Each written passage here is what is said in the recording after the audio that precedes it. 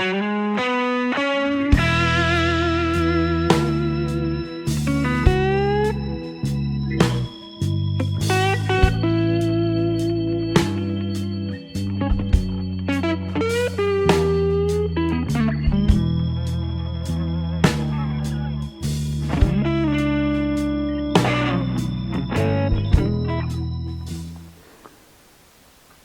morning, good afternoon, good evening guys, gals and gentlebods, and welcome back to the shed.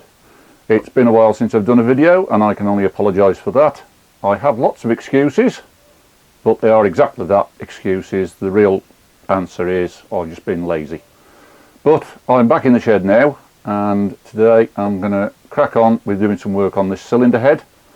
As you may remember, I'd cleaned up the combustion chambers, but I haven't touched the ports as yet, because I want to do a flow test on the head before and after to see if I can measure the improvements in airflow that I get from the porting work. So the first thing I want to do is grind the valves in. I've lapped the exhaust valves in, I just need to lap the inlet valves in. They only need a light doing because they're in pretty good condition, but we just need to make sure that they get in the best seal we can get off them. So I'll move the camera position and you can see what I'm doing. Right, so here's the cylinder head. As I said, I've already lapped in the exhaust valves. I need to do the inlets. They're not terrible. There's a little bit of pitting on the seats and on the mating face of the valve itself. It's only very light in actual fact, but I think we'll give it a go with the coarse grinding paste first. Now the grinding paste you will usually get comes in a tin like this with a combination of coarse at one end and fine at the other, and the general procedure is to use the coarse first to get rid of the worst of the pitting, and then use the fine to lap it in to get a good seal.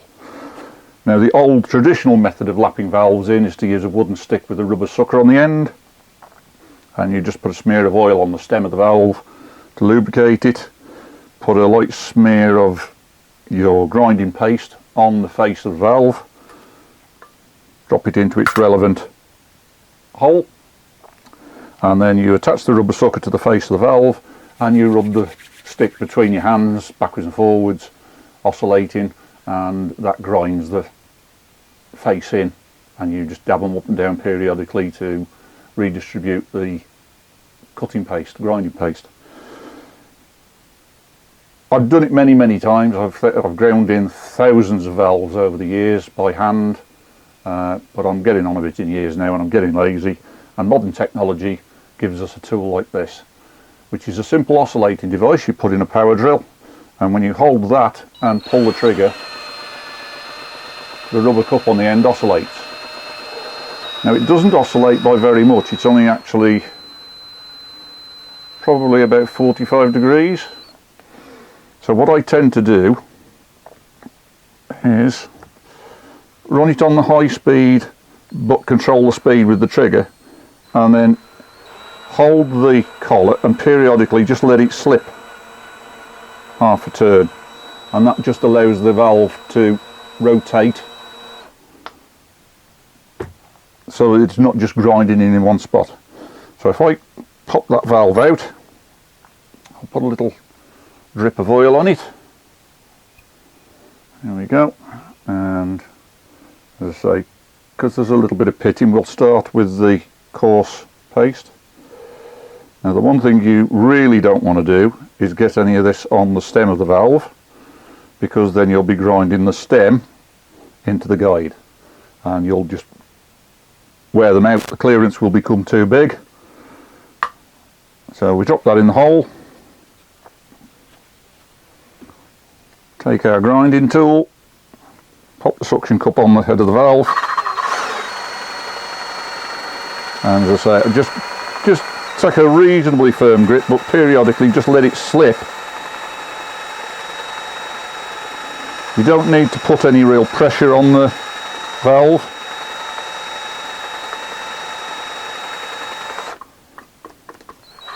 And then just periodically lift it up and dab it, just to redistribute the grinding paste. And that's a fair approximation of the speed that you would be doing it by hand. It's just a lot easier.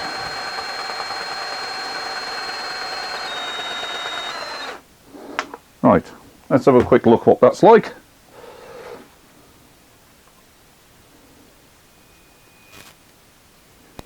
And again, when you pull the valve out, be careful not to tap the stem on the side of the seat where the grinding paste is, because if you get any grinding paste on that stem, you will cause a lot of problems. You'll have to put new valves and new guides in. I will be replacing the guides in this head because I've got a set of phosphor bronze guides for it from America, but I will do that after I've got all of the head work done. That will be one of the last jobs. So I'll just wipe away that grinding paste so that we can see how it's progressing. And I find an LED torch is brilliant for checking stuff like this because it gives you a lot of light exactly where you need it. And yeah, that's coming on, but there's still some pitting, particularly around this side. So we'll give that another go in. Grinding valves in is quite a tedious task. I find it quite therapeutic, but it's quite tedious and it's nothing short of boring to watch. So I'll cut there and I'll come back to you when I've got all 8 of them done. It'll take a little while. Talk amongst yourselves.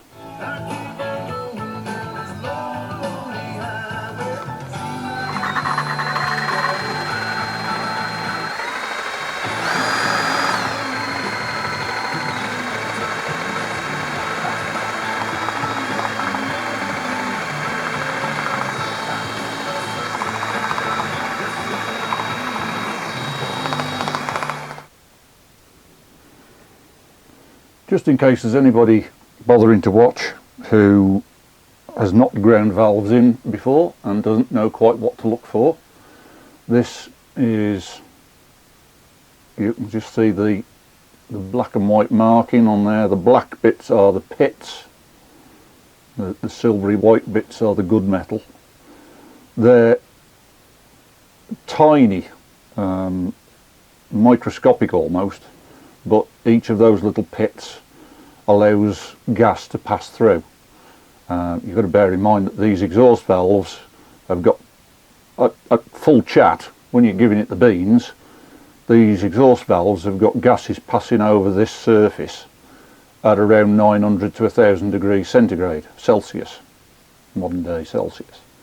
So it's not too difficult to understand that they will gradually burn away. The most amazing thing is actually that they last as long as they do.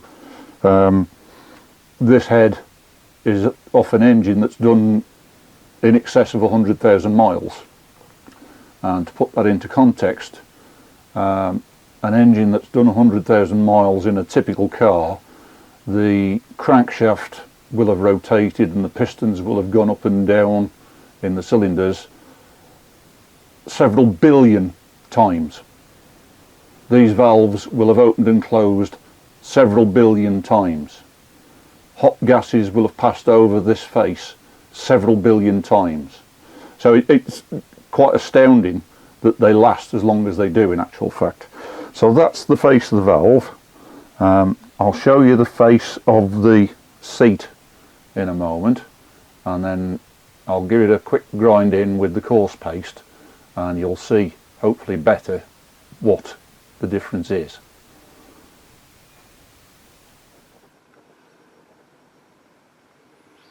Alright, so hopefully you can see there is a little black mark. That's a pit in the surface,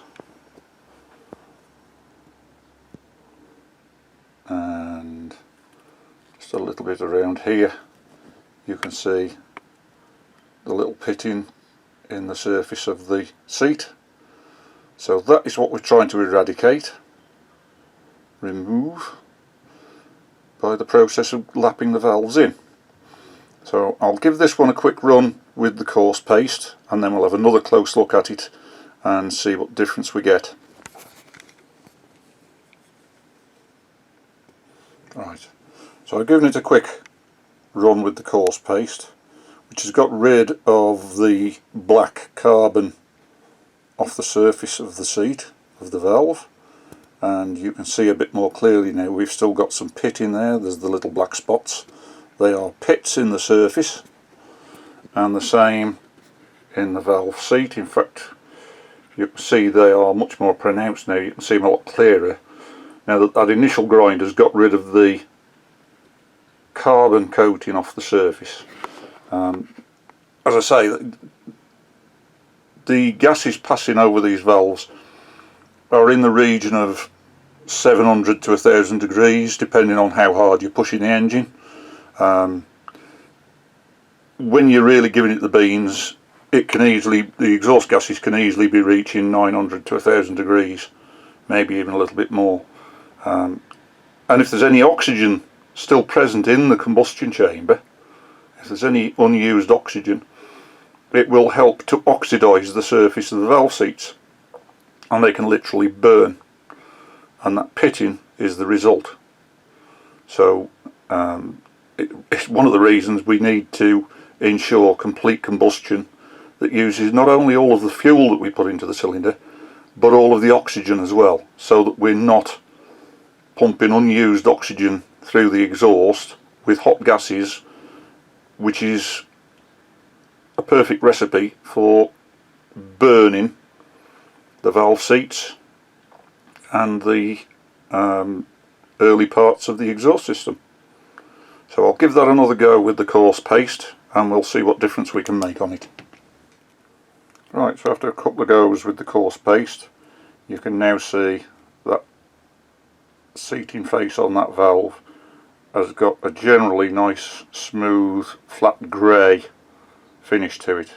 There are still one or two little pits, but they're very tiny, and I rub with the fine paste, should get rid of those, and the same applies in the valve seat, in the head. Just get the light source in the right position to show you, so you can see that there are still a couple of little pits, specifically there. You can see a couple of little black spots, and there's a few still around this side, but again I think the fine paste will get rid of those in the end. So I'm going to leave it at that now, and I'm going to put assemble this up with the valve springs, because I'm pretty sure that they will now seal sufficiently well for me to do the flow testing. So they will all 16 will get a final grind in with the fine paste before it is finally finished, but I don't see any point in doing that at this stage. I think those are all going to be good enough for the flow bench testing. So we'll move on to that next. There are a couple of other things I need to do first before we get to the flow bench, but I'll talk about those shortly.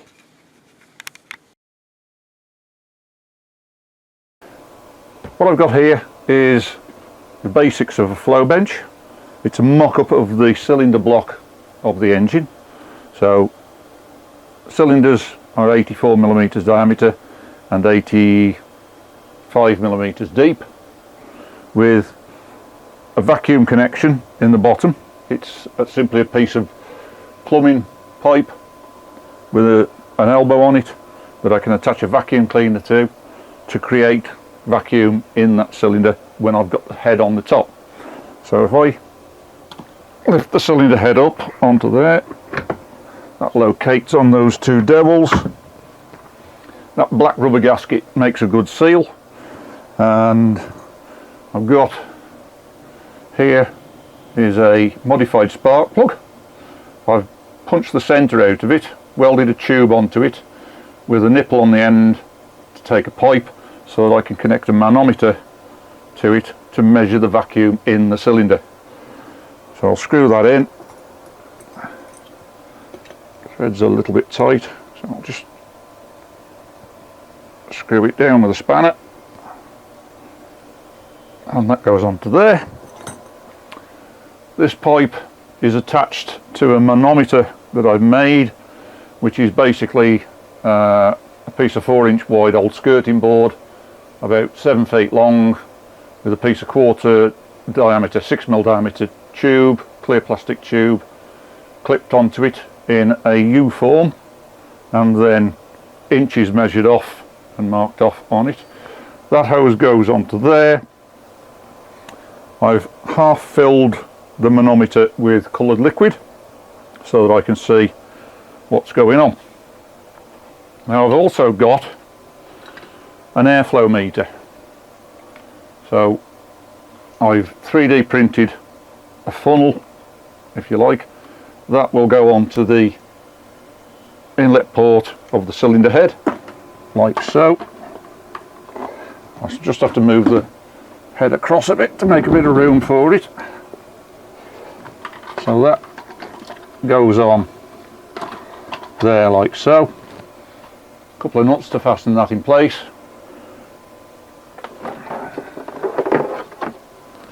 And that then plugs in to its measuring device,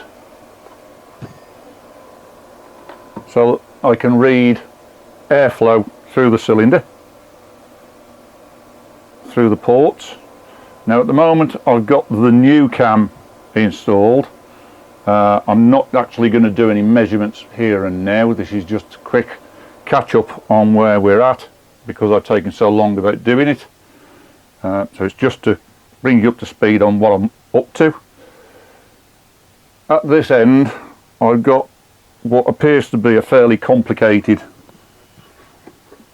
bit of machinery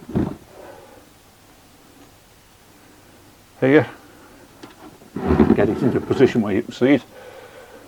So what I've done is I've made an aluminium gear that clamps onto the end of the cam, and a worm screw in a bracket.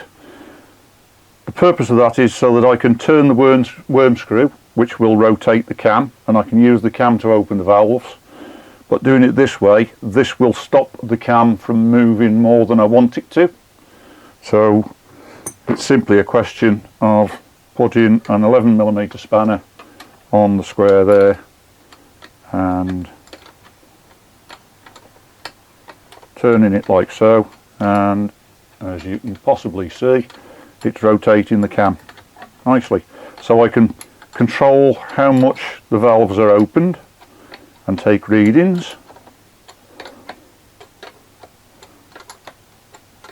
What I really want to do is put the original cams in, shim them up, and do readings across the valve lift from 0 to full lift for each of the 4 cylinders.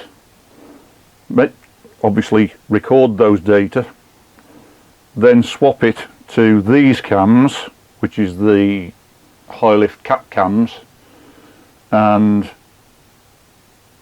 repeat the exercise, record the data, and then I can compare what difference the cams will make to airflow across the rotation of the cams.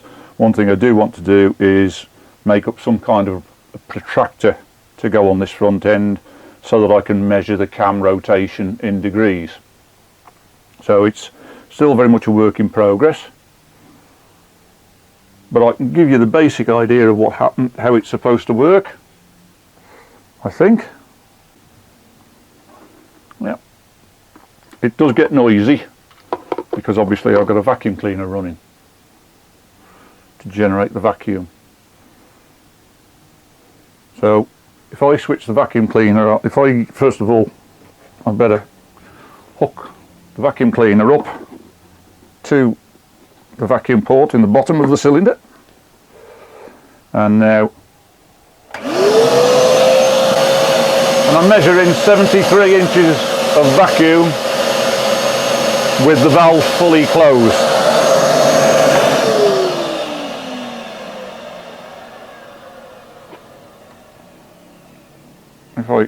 switch that on, and I've calculated the port area, which is 0.003 meters squared. I actually want to take the readings in cubic feet per minute. So if I press the unit button, I've then got CFM as a reading. So that will read the cubic feet per minute airflow once the valves are opening. So I'll just wind this through until the valves start to open. So we're coming around, they should start to open soon. So if I just switch the vacuum cleaner on again, I can see the moment the valves start to open by the vacuum dropping on the manometer.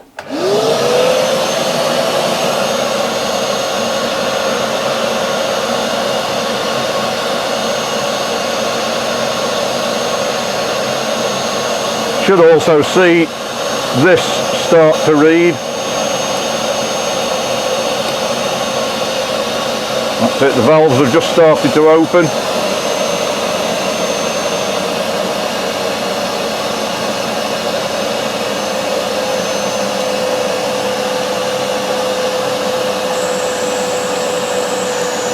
We're already up to 38, 39 cubic feet per minute.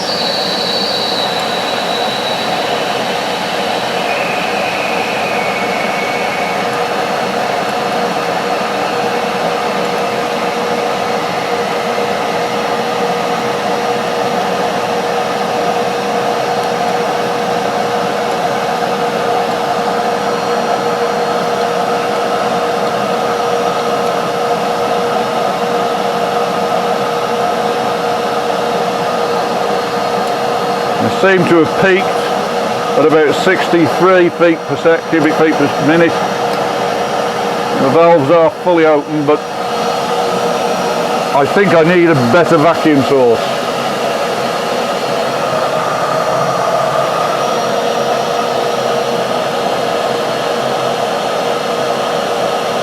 With the valves fully open, I'm reading approximately 2 inches of vacuum.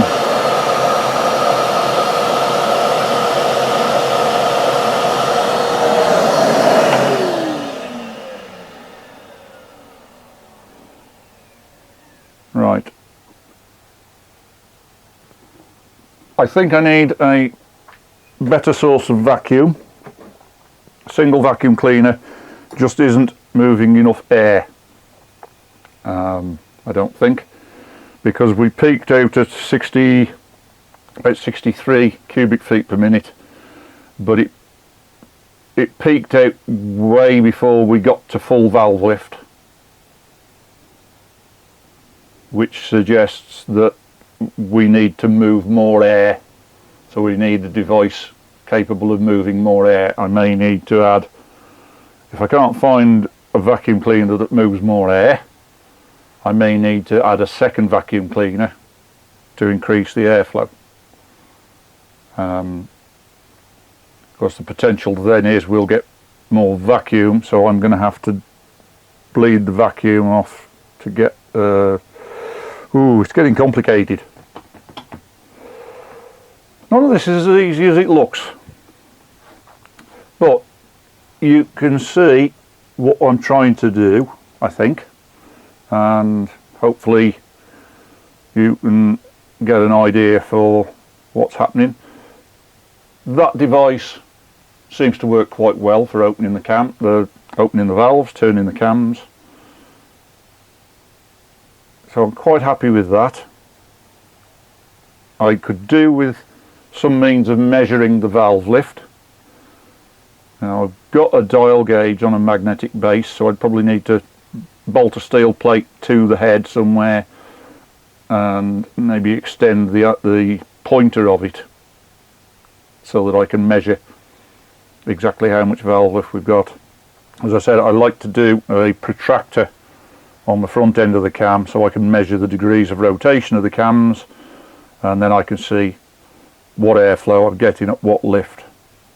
So I've got a bit to go with it, but I think you'll agree we're getting somewhere. I'm heading in the right direction, I think. Now, one other thing I have done in the meantime is starting to design and 3D print an inlet manifold. So if I swing that back round, take that off, move that out the way. So this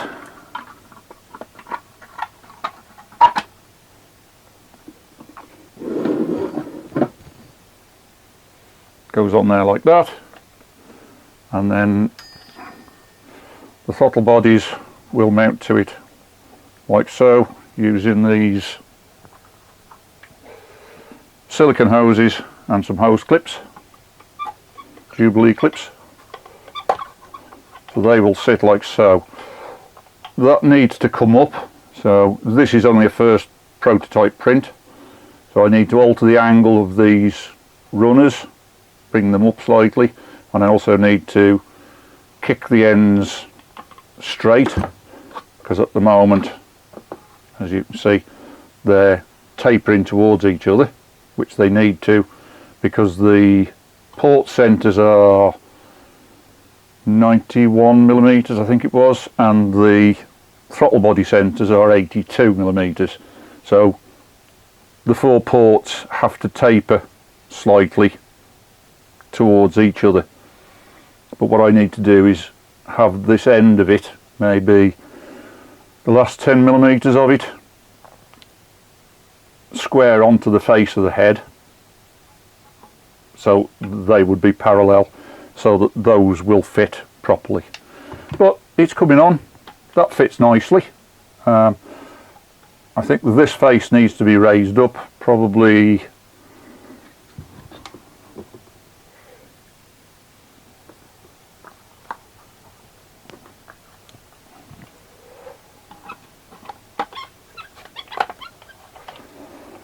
yeah, I reckon this face needs to be raised up.